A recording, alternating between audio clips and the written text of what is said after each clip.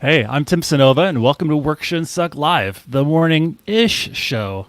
On today's episode, we're so excited to be sitting with Lisa Yancey and Marc Bamuthi Joseph. But first, I'm pleased to welcome back to the show live streaming's favorite co-host, Lauren Ruffin. Lauren, how's it going today? Oh, it is super windy here in Albuquerque. Things were falling over in the backyard all night long, but I'm here. It's Friday, so let's get this thing going and cracking. Yeah, let's totally get this thing going. So excited to have this incredibly amazing duo of humans with us today. Lisa Yancey, I'm going to pare down incredible bios for both of them into quick snippets. Lisa Yancey is a strategist, social impact entrepreneur, community builder, and visionary who believes that people build legacies in a lifetime. She's the president of Yancey Consulting and co-founder of SorsaMED and the Wheeze Match, and is one of the most incredible people that I know. Bamuthi is a 2017 TED Global Fellow, an inaugural recipient of the Guggenheim Social Practice Initiative, and an honoree of the United States Artist Rockefeller Fellowship. While managing a successful artistic career, Bamuthi also proudly serves as the Vice President and Artistic Director of Social Impact at Washington, D.C.'s Kennedy Center for the Performing Arts. Without further ado, Bamuthi and Lisa, welcome to the show. Hey. Peace. Good morning. Good morning. Yeah. So it's so good to see both of your faces here this morning. And our first question to our guests is always, how are you and how is your community doing during this pandemic? So I'll start on that one. I am wonderfully well. I'm just grateful for health. Let's start there. The fact that I can be here and have this conversation with each of you. My community and my communities, because they're plural, grateful, are well. My family is primarily in Atlanta with a crazy governor. I can just say that. And they're actually doing well, so I'm happy about that. And I'm happy to be in New York with, I feel like, one of the best governors that's showing up in that state and showing what to do. So all is good. All is good here. Yeah, I'm in Oakland, California.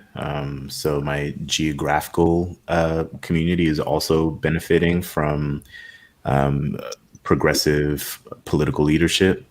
I would say that when I think about community in terms of racial demographics specifically, I would say that our community is reeling, just given the proportion of infection in the Black community, the impact of COVID on the prison population, and of course, the trauma of Ahmaud Arbery's killings and murder in Georgia. So these are complex times for sure. But all these factors of intersectionality don't stop. Yeah, it is. I've been thinking a lot about the racial timeline of this pandemic. Yes. Because it does seem to me that the reactions and I'm holding two things at once. One is that we have very, very little data about this virus, like real tangible data. But the data that we have says that it's obviously just killing Black and brown people. Yes. Primarily because of poor health opportunities and pre-existing conditions. And as people are realizing that Black people are dying, it's like, let's open this thing back up and just let them continue to die. And that the lack of value on Black lives, even during a pandemic, seems to really be coming to the fore right now. Beautifully said. And so I don't want to be reductive, and I don't want to say that I speak for the entire Black community, but you don't? That's my direct response. I mean, that's why we invited you here, to speak for all of us, you know? Thanks. 'Cause normally that's what I do. Like, that's kind of the gig of being a Black intellectual in the arts. Represent. I'm your senator. I think that, in this piece of the conversation is that the fact that it didn't just start with this pandemic. So I'm very mindful in all of our conversations that this Black Lives Matter, this is pre, and unfortunately it's pre. And so what we expect, so Lauren, you're surprised. You're like, I can't, people are still devaluing lies. It's not a surprise for me because this isn't necessarily the kind of disruptor that's going to create aha in human value and equity. And so I know that where I am, I don't like to use hope because hope is not a strategy, but I'm in a, for lack of a better word, where I'm hoping that we do the work for enhanced mindfulness of our pre-existing conditions and the results of that enhanced mindfulness of staying present to the inequities that consistently exist, the weaponization that happens in police force, the enhanced mindfulness that just because we start seeing where we are, where globally we can all be impacted by a virus, that the inequities still exist and continue to eliminate, and that what we're going to do about it, right? So not leave it at COVID, because it didn't start with COVID. Mm-hmm. Yeah. So, Lisa, I know that you run a number of organizations that are remote and dispersed. Yeah. Bamuthi, I know less about how you work, but I am curious about, as folks who manage, how has the pandemic shifted your style of work or your leadership style? Do you want me to go? Yeah. What the pandemic has done, because as you know, I've worked remotely for over a decade. Yancey Consulting is 19 years old this year. And so there's this notion of being mobile in the part of work. But what the pandemic has done is like now everyone is remote. So at least there were moments where you had meetings in place, in different places. And so it created a different rhythm of like how much time I spend in front of a computer talking to people, the energetic exchange that is a part of the communication that happens when you're facilitating and provoking and opening up and ideating together. We have to find how to find that energy in this modality. That's changed. I think that I feel like my day starts on Mondays and don't end until that day didn't end until Friday at 5 o'clock. Like it's constant. Like it doesn't. There are no ebbs and flows. It just starts, and I'm like, okay. After our open hour conversation, like it ends, and so I'm feeling that density of engagement. That's different. What about you, Bamuthi? So as a performing artist, so much of my value, so much of my currency is in my body. Yeah. And I spent the better part of really the last 20 years moving from space to space because what I do, hopefully, is transform space with word or with movement, the chemistry, just kind of the chemical transformation of sweat, of idea launched into intimate spaces. So part of my work is gathering people, but the work where I feel probably most fulfilled is in embodying ideas and transformation. So without my physical body present, with gigs canceled because my physical labor and my physical presence has been my currency in the marketplace.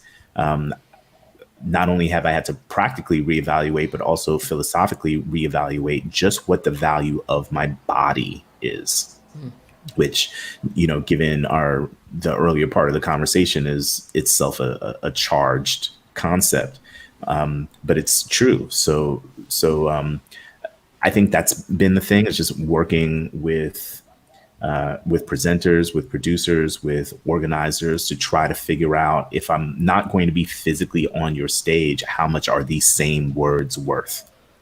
And we're all trying to figure out the economy of that together.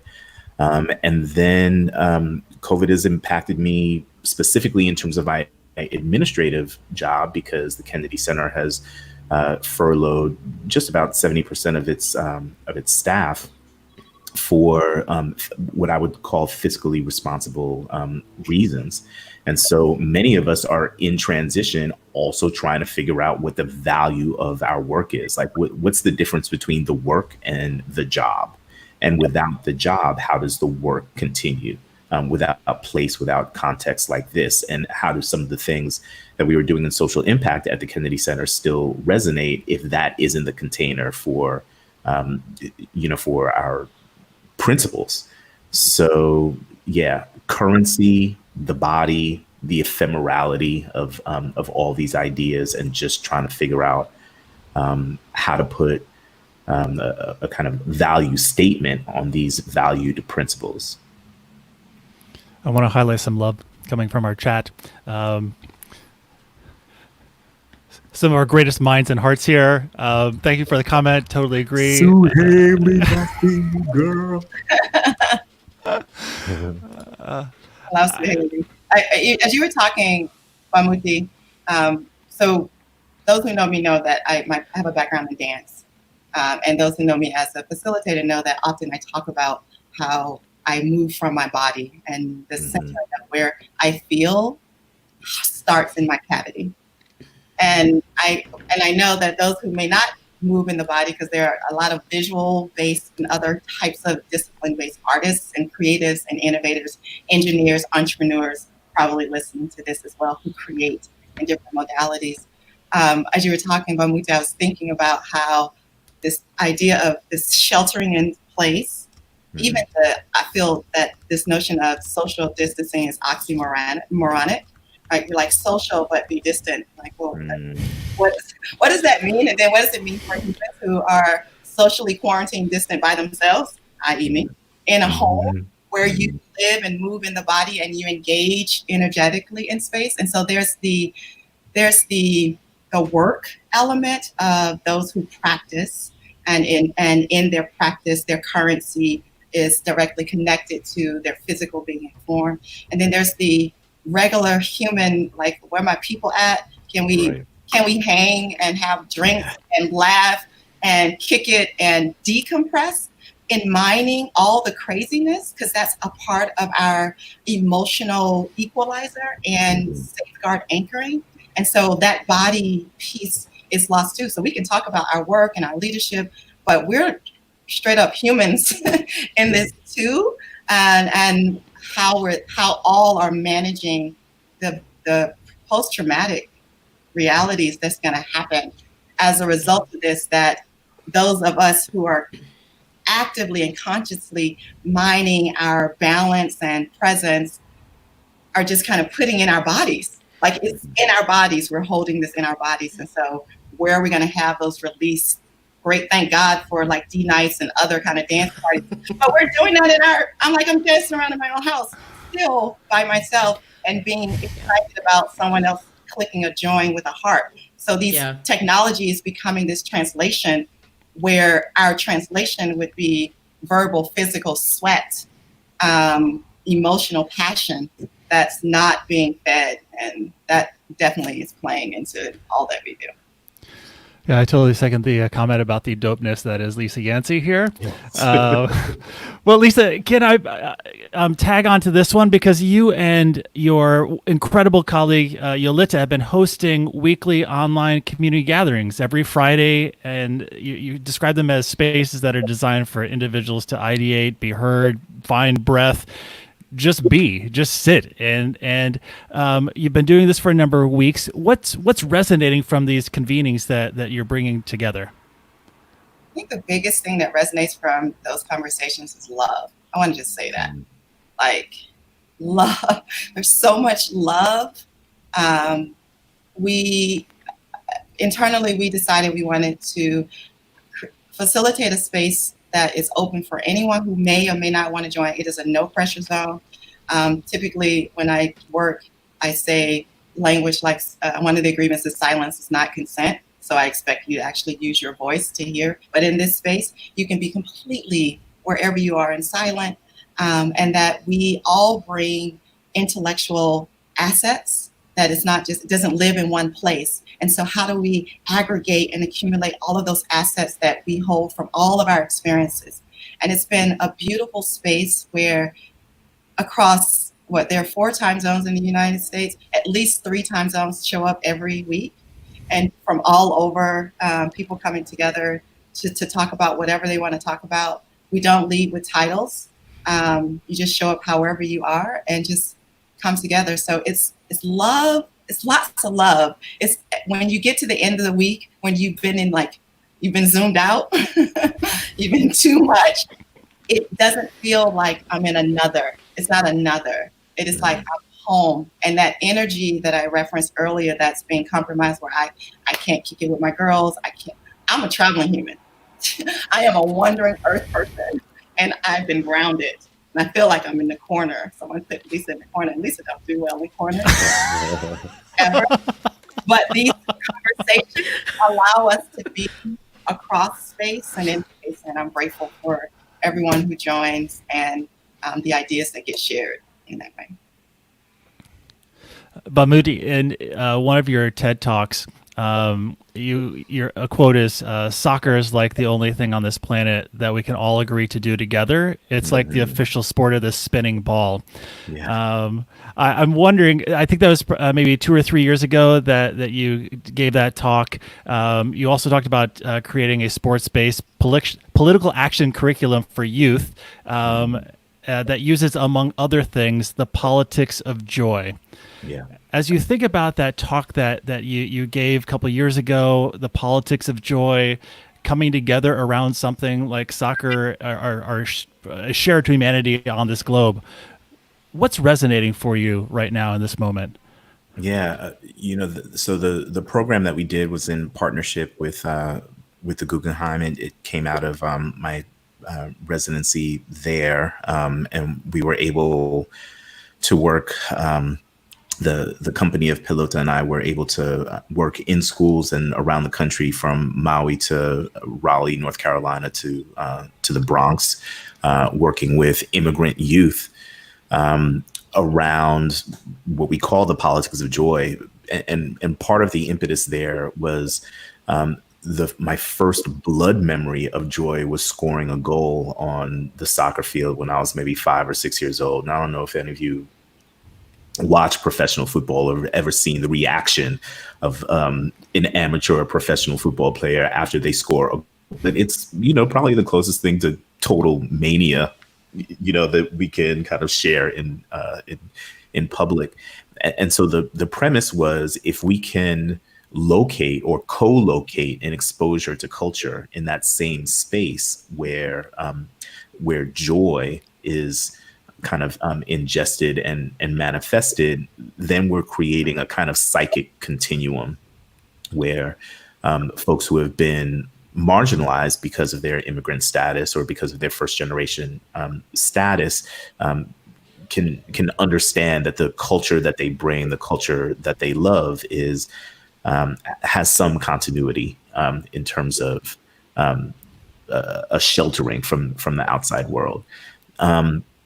When I think broadly about the politics of joy, Lisa mentioned the club quarantine, and the Versus concerts have been great. The whole, Babyface versus Teddy Riley thing. Tomorrow night, Jill Scott versus, Erykah Badu. It's, that's the appointment viewing at this point. Those are the spaces where we can feel like we do have some level of cultural synthesis besides the cutthroat politics.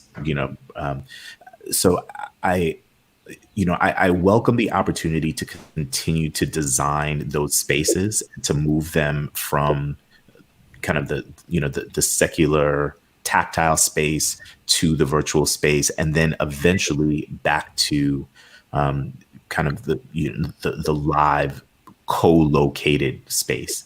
And that design of live co-located space is going to be really important. Lisa mentioned, talked about a collective trauma that we're experiencing, and something that I think she and I both believe in is that we can design our way to joy, and that the arts sector and the vector of art spaces have been the places where we've decided that design is most resonant and most viable. So that's the thing that I look forward to building, hopefully an intention around the community design, where joy isn't so political, that joy is the healing act that ameliorates the trauma that we're all experiencing. We have a question. I'm going to throw it up here and read it. What if interdependence becomes trendy just for this moment? Do you have recommendations for how we can fold interdependence into the DNA of our institutions and organizations? Thanks for the questions. Thanks for the amazing chat that's going on right here. Our guests can't see this, but it's exciting. So back to the question. Bamuthi, you want to jump in on that first? Yeah, Lisa and I worked on this project, a fledgling project where we essentially were co-visioning the unification of a performing arts center, a performing arts organization, and a visual arts organization in Brooklyn a number of years ago. And I had the privilege and the opportunity of suggesting what the administrative structure, do you remember this, Lee? Yeah, totally. What the administrative structure might be. And we talked about an executive director, but we talked about a director of the political imagination. Yep. We talked about a director of art-framed economies, and we talked about a director of creative excellence. Yep. And we said that the curation of this art space would need those three working in concert with their community. So creative excellence, art-framed economies, and the political imagination.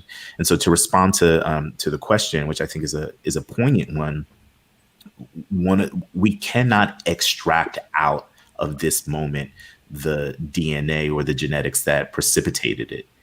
But we can be future thinking about how we reorganize leadership structures and the purpose and mandates, certainly of our performing arts center, but just our cultural centers, period. So you might have had a director of the performing arts. You might have had someone that curated dance, and those positions are going to be incredibly necessary. But if the proscenium theater or the gallery is still the beating heart of your organization after this is over, then you're doing it wrong. We have a new mandate to bring people together in a different kind of way. And so we can't be politically inert. We can't not think about our financial acuity as it relates to our organizations. And we also have to spark not just the political imagination, but the creative imagination too. So I don't think it's as much of a DNA question as it is a mutation. What's, now that we're all X-Men, what's our superpower going to be? And X-women. And so what I'll add yes. to the dopeness of Bamuthi is what he's saying is, this notion of trend, period, there is nothing that is singularly reliant on itself. Nothing. Everything relies on something else. And so I think one of the first anchors to even getting to a place where you can reimagine structurally, whether it's leadership, whether it's departmental engagement, whether it's cross-culture and community, whether it's residency, if you don't hold as an anchor value the notion of the interdependence and togetherness as a core reliance for your whole existence, then your thinking has been completely compromised. Anything else that follows from that is shallow. And it can't even be strategic, because you can't even begin to identify where you are in relationship to others and where collectively you hold strength. I've had two conversations this week, one with an individual, an amazing artist, who talked about togetherness and the importance of togetherness and how this is amplifying and could be amplifying the opportunity for us to strengthen our practice and valuing of togetherness, not as a hobby, right? Like not as the thing you do on the side, not as a program, a separate party, but the togetherness as a core understanding of how you function and where your value proposition as an institution and as individuals in those institutions live. And the other conversation was about the connectivity tissue. And so one of those conversations it was a conversation of different cohorts that are allied in solidarity but still within the silos of those various different areas. And what we haven't done in strengthening from an infrastructure place, the practice and tools around the connectivity tissue of that interdependence. So interdependence is language without tools. We need to strengthen the tools of how we apply interdependence that's beyond an intellectual framework, and that the value of how we understand whether we're hitting our performance indicators or whatever thing, our milestones, whatever that thing is, if it isn't hinged on what's happening with others within the ecosystem of your existence, then it's compromised. It's shallow. It is not maximizing its potential results. And I think our work is to build the tools and the language and the constructions for that connectivity tissue to not just be an idea. Lauren, you want to toss it to the social impact question?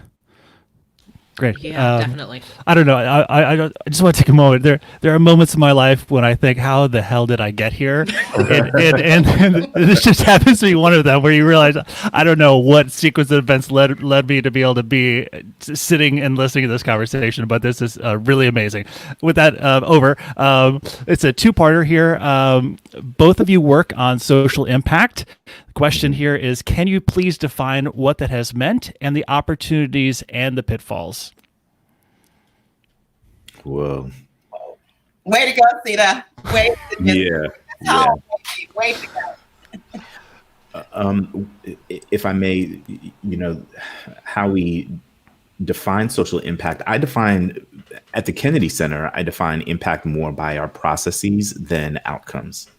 So I think a community engagement paradigm, which is where I've lived in the performing arts sector, a kind of intersection of performance curation and community engagement, generally that has been measured, the effectiveness has been measured by how many folks are in the room. But what I've learned from elders, mentors, and through experience is that impact is much less about how many people, but how you treat people, and how materially the processes have enough integrity that folks are able to organize without you. So, providing conduits in a healthy way, in a way with integrity for folks to be empowered in their bodies, particularly in marginalized communities. I think therein, those are the opportunities and the pitfalls. The larger an organization is, generally the further away it is from skin in the game. And there is no impact on an institutional level if there isn't shared risk and shared accountability. So I would say that. I would also say that, I'm currently making a work. I'm making an opera. Bill T. Jones is directing. It's commissioned by a new performing arts center in New York. And the opera is scheduled to premiere, I want to say in 21, 22. I have no idea whether building an opera right now is the right thing to do, because the opera that I'm writing requires like 60 people to be on stage, and you'd imagine hundreds of people in the audience. So impact work means, I think, deploying artists in a different way, so that maybe instead of making work for proscenium, artists are being deployed in systems innovations through the lens or through the conduit of these institutions, so that we're thinking as artfully about what happens outside of a theater, using the resources of the theater as what happens inside of proscenium stage as well. So impact is about redirection of creative resources to rethink our shared culture. What I'll add, when I think about impact, ultimately I think about whomever the system wasn't designed for, are they having because I believe it's not designed for me. Whomever live at what we often in our language call margins, but I want to just want to get rid of this jargon. Ultimately, impact means that everybody gets to live the life that they imagine for themselves. Amen. Full stop. Impact means that everyone gets to live the life that they imagine for themselves. That opportunities are presented for you to show up in your whole self with all of your differences, with all of our differences. None of it being a measurement of and defining of what is or isn't normal. All of those constructions is comparative to some kind of creative singular center. And I believe that social impact is when we have an inclusive society where everyone has the opportunity to live their best lives. Amen. In terms of pitfalls and opportunities, I think that we have been. So I'm mindful in my language about elevating COVID and this pandemic as more than a disruptor that's fracturing some basic understandings. But there have been and consistently has been inequities and different realities that has compromised people's ability to live their best lives consistently, systematically, pragmatically, emotionally, health, lots of them, financial. And so in terms of opportunities and pitfalls, I think that we've been moving in an opportunity to decenter the singularity of things, this no binary, black, white, gay, straight, female, male, right? Like we've been doing that work to untangle and embrace more fluidity, and even getting language and tools around intersectionality that we need to continue to do to eviscerate the centering of anything, and even the idea of inclusion, because the notion of inclusion centers something to be included in. And I'm like, I'm like that in of itself is problematic, because you're saying you're outside and you set this thing as the standard of which you want to become a part of. That's problematic. And so I think the opportunity is to just continue to interrogate all of those constructions that doesn't allow for the fluidity and variety. And the pitfall is to fall into a place where even in our language that feels like we are just, begin to mirror the same kind of exclusionary practice that centers a single thing. And it could seem like an unintended consequence of being righteous and still hold behaviors that we haven't shed enough of, stay transparent and embracing of difference. So a couple of things are really clear. One, as Tim said, like amazing conversation. Two, if we get renewed for season 2 by our distributor, y'all will have to be our first guests up, because there's so much more that we've got to talk about. But we have to wind this episode down. So I'll leave you with a question, a little dreaming question, I suppose. Your entire life you've been carrying around a suitcase, a figurative suitcase that's got all of these habits, behaviors, things you've always done to center yourself. And so the question is, what's one thing that has been in your suitcase for a long time that's coming out? And what's one new habit, behavior, thing you do, practice that you're holding dear, that you're going to put into that suitcase for the rest of your life coming out of the pandemic? Wow. I know one thing that's coming out of my suitcase is a dumbass Facebook friend. I've been on social media more because I'm at the crib. You know what I'm saying? I'm at the crib. And I am shocked by how many of my Facebook quote friends are conspiracy theorists. Listen, I voted for Elizabeth Warren in the primary here. You know what I'm saying? I was set to ride for Bernie. But, Mike Flynn is free and unemployment is at 15%. And you know what I'm saying? Like all y'all that are just like riding for, the you got to earn my vote people and all the conspiracy, pandemic people got to go. Y'all ain't this Facebook. My dumbass Facebook. On notice. They are gone. What am I keeping? Smoothies. Man, just the mornings are a little bit longer. They're a little bit more luxurious, and there isn't the need for coffee like there used to be.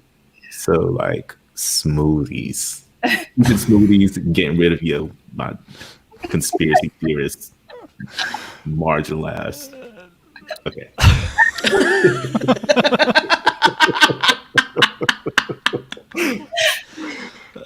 Y'all go.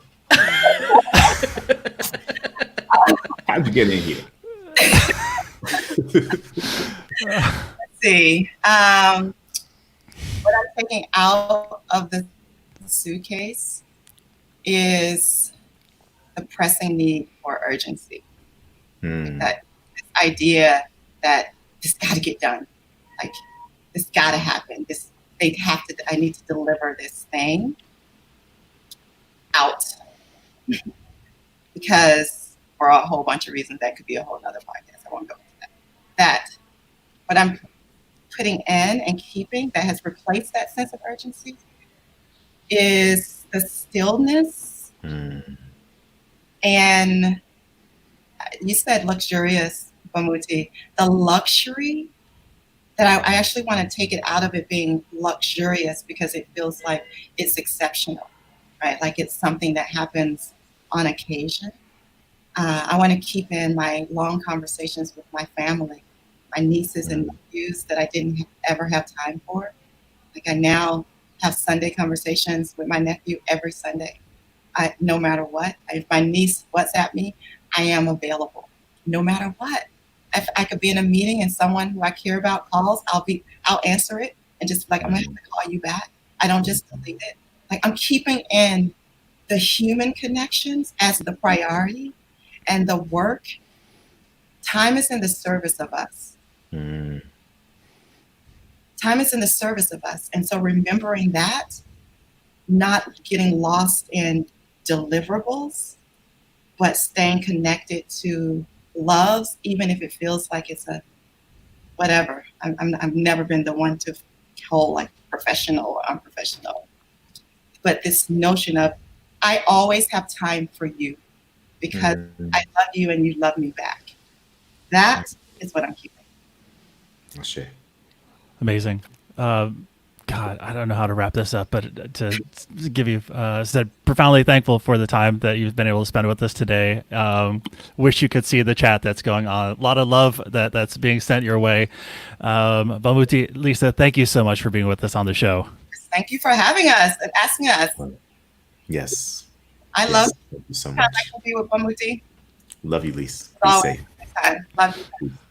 All right, I'll put you in the green room now. While we land this episode, we are we are heading like into Nirvana. the. I'm gonna stand up and burst into pure light. Like it's just, I'm done. Yeah, God, that's amazing. We're headed into a couple days off before we end season 1 with 2 final episodes. Next Monday, we're joined by Darren Walker, and we close out the season next Tuesday with Elizabeth Streb. If you missed us in the meantime, if you want to rewatch this episode, which I do, it's available to go right away. But you can listen to all of the podcast, read all the transcripts, the captioned videos over on workshowandsuck.co. Give this episode a thumbs up or multiple if you're able on YouTube, because it was amazing to spend time with Bamuthi and Lisa. Until next time, thank you all so much for being with us today. Just thank you. Yeah.